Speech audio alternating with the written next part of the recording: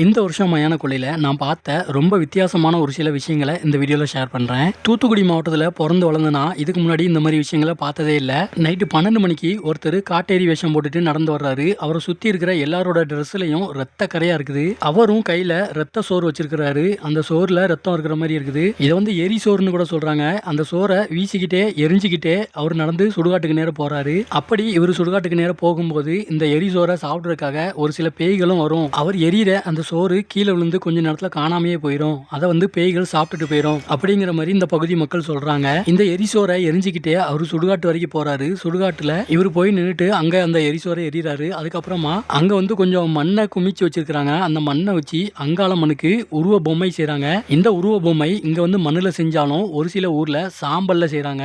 இந்த மயானக்குள்ளை ஒவ்வொரு ஊர்ல ஒவ்வொரு மாதிரி நடக்கு. அந்த மாதிரி சாம்பல்ல செய்யறவங்க சுடுகாட்டில் பிணத்தை எரிக்கப்பட்ட அந்த சாம்பலை எடுத்து அதில் வந்து அங்காளம்மனுக்கு இதே மாதிரி உருவம் பிடிக்கிறாங்க. கடைசியாக கொல்ல விடுறதுன்னு சொல்லிட்டு மெயினாக இருக்கிற ஒருத்தங்க போயிட்டு அந்த உருவ பொம்மை மேலே விழுந்து கீழே விழுந்து புரண்டு சாமி ஆடுறாங்க. அவங்க அப்படி சாமி ஆடி முடிச்சதுக்கப்புறமா கொல்ல விட்டுட்டாங்க அப்படிங்கிற மாதிரி சொல்கிறாங்க. அவங்க அப்படி உருண்டு புரண்டு சாமி ஆடும்போது எல்லாருமே போயிட்டு அங்கே இருக்கிற சாம்பலையோ இந்த மண்ணையோ வந்து எடுத்து வீட்டுக்கு கொண்டுட்டு போகிறாங்க. அதுலேயும் குறிப்பாக அங்கே வந்து முட்டை வைப்பாங்களாம். அந்த முட்டையை வந்து அவங்க எடுத்து வீட்டில் கொண்டு போய் சாப்பிடும்போது குழந்தை இல்லாமல் இருக்கிறவங்களுக்கு அந்த குழந்தை வரம் கிடைக்கும் அப்படிங்கிற மாதிரி நம்பப்படுது.